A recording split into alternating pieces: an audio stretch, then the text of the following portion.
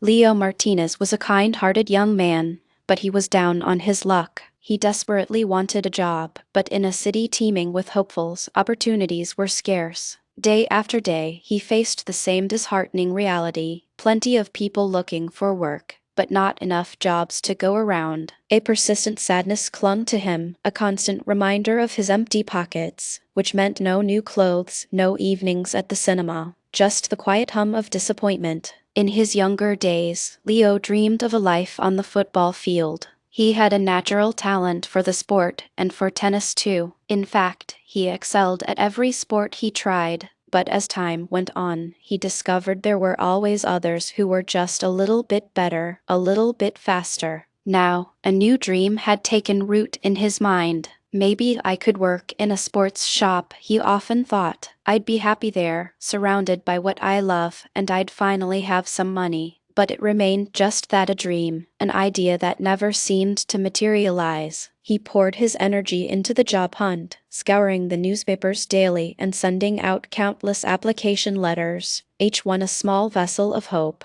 Yet, none of them ever led to a job. One Tuesday, his eyes caught an advertisement in the paper for a fair in the park near his home. That could be fun, he mused.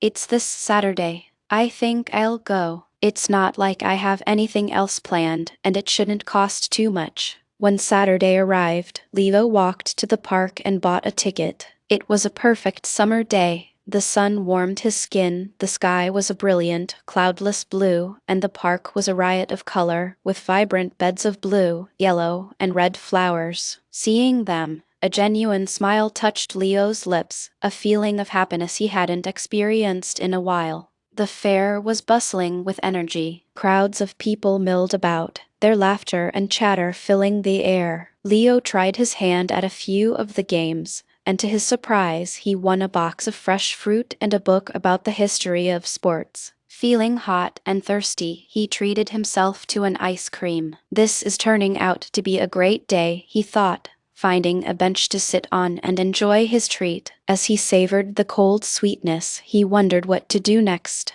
His eyes then landed on a large, colorful sign: Madame Serafina knows the future. Do you want to unlock the secrets of your destiny? Come in and speak with Madame Serafina. Leo hesitated for a moment. Should I go in? He wondered.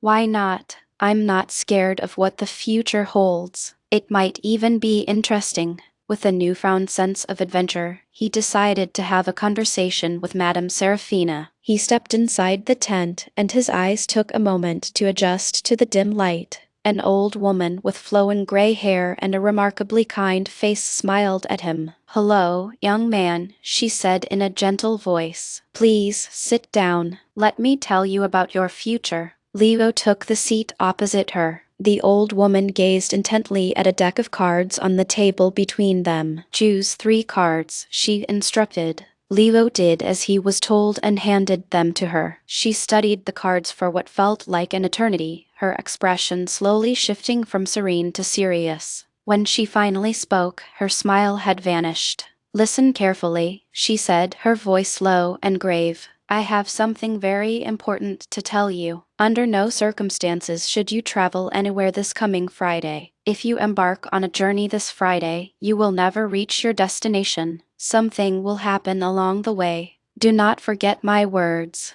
That is all I can tell you. Be careful, young man." Leo stepped back out into the bright sunlight, the warmth of the sun a stark contrast to the chill that had settled over him. His pockets were empty now, and he decided it was time to head home. "I'm not worried," he tried to convince himself. "I don't go on journeys anyway. I don't have a job to travel to. Every day is the same for me." But on Thursday, a letter arrived. It was a response to one of his many applications. A sports shop in a town about 30 kilometers away wanted to interview him. The manager wanted to see him the very next day. A wave of elation washed over Leo. "I'll have to take a train," he realized. "It's too far to walk." And then his heart sank as he remembered the old woman's warning: "Do not go anywhere next Friday." Fear crept into his thoughts. What am I supposed to do? He thought, his brief moment of joy replaced by a heavy sense of dread. I can't miss this opportunity. This job is too important.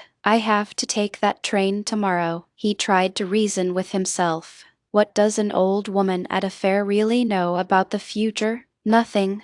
But a seed of doubt had been planted, and he slept fitfully that night. The next morning, Friday, Leo found himself at the train station. He bought his ticket and boarded the train. An elderly man with intelligent eyes and a halo of white hair sat down beside him. Leo noticed the man had a bad leg and felt a pang of sympathy for him. As the train pulled away from the station and journeyed through the picturesque countryside, a waiter came by with a food trolley. The old man bought a sandwich and then turned to Leo with a warm smile. "Are you thirsty?" he asked. "I brought some tea with me. Would you like a cup?" He produced a flask and a cup and poured some for Leo. He's such a kind man, Leo thought, feeling a sense of ease in his company. "I like him." He smiled back at the old man. "Thank you so much. My name is Leo Martinez. Are you traveling far?" Before the old man could reply, a deafening screech echoed through the carriage, and the train jolted to an abrupt halt. Panic rippled through the passengers.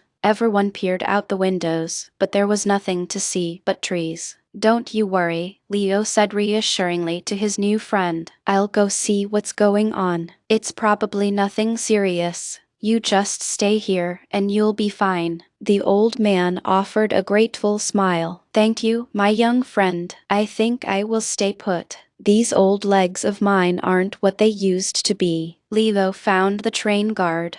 "What's the matter?" he asked. "Why have we stopped?"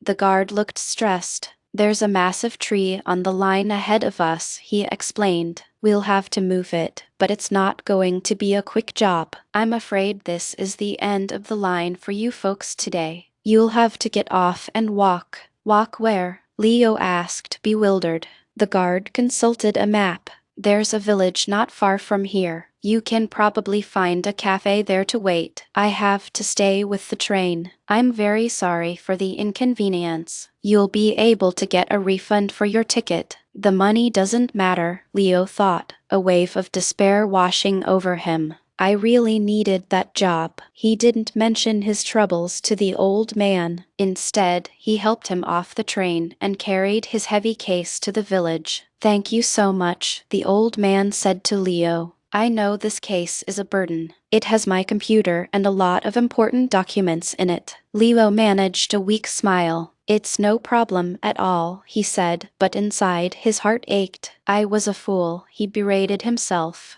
"I should have listened to the old woman. She was right all along. Now I've lost the job for sure." The old man noticed the profound sadness on Leo's face. "What's wrong, my young friend?" he asked gently. So, Leo told him everything about his long search for a job, the promising interview at the sports shop, and the fortune teller's warning. As he finished his story, a strange thing happened. The old man's face broke into a wide smile, and then he began to laugh. Leo was taken aback. He felt a flicker of anger. The old man had been so kind, but now he was laughing at his misfortune. It was the worst day of Leo's life, and it certainly wasn't funny. He was too stunned to speak. Seeing the hurt on Leo's face, the old man quickly stopped laughing. "Listen to me, Leo, and please don't be sad," he said, his eyes twinkling. "I am a very wealthy man. I own a large chain of sports shops in many different towns, and I'm looking for a bright, intelligent young man to manage my newest and biggest store." He paused, looking directly at Leo. "I believe I've gotten to know you a little today. You showed great kindness to an old man on a train. You are exactly the kind of person I'm looking for. So, what do you say? Will you work for me?" A slow smile spread across Leo's face, a smile of pure, unadulterated joy. That's wonderful," he exclaimed. "This isn't the worst day of my life. It's the best."